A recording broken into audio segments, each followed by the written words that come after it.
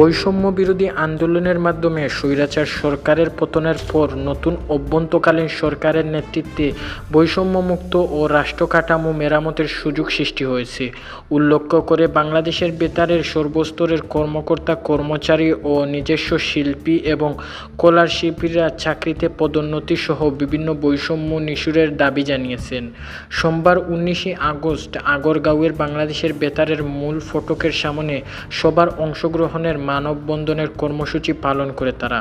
মানববন্ধনে তারা বিভিন্ন ব্যানার এবং প্লাকার্ডের মাধ্যমে বৈষম্য নিরসনের তাদের দাবিগুলো তুলে ধরেন। বৈষম্যহীন বাংলার নতুন স্বপ্নযাত্রায় গর্বিত অংশীদার হতে বেতারের কর্মকর্তা ও কর্মচারীদের দাবি জানান। তাদের দাবিগুলোর মধ্যে রয়েছে বাংলাদেশ বেতারের কর্মকর্তাদের পদোন্নতি ও বঞ্চনার আবাসন করা, ব্যাচ ভিত্তিক পদোন্নতি সহ উপসচিব পদে ন্যায়ের ভিত্তিতে পদোন্নতি নিশ্চিত করা, একে বিসিএস সহ তথ্য ক্যাডার বাস্তবায়ন করা, বাংলাদেশে বেতার থেকে নিজস্ব মহাপরিচালক নিয়োগ করা, নন ক্যাডার কর্মকর্তা ও কর্মচারীর জন্য প্রস্তাবিত নিয়োগ বিধি ও বাতিলপূর্বক পূর্ণ সংবিধান করা, বাংলাদেশের বেতারের নিজস্ব শিল্পীদের পদ ও স্থায়ীকরণ ও পদোন্নতি ব্যবস্থা গ্রহণ করা।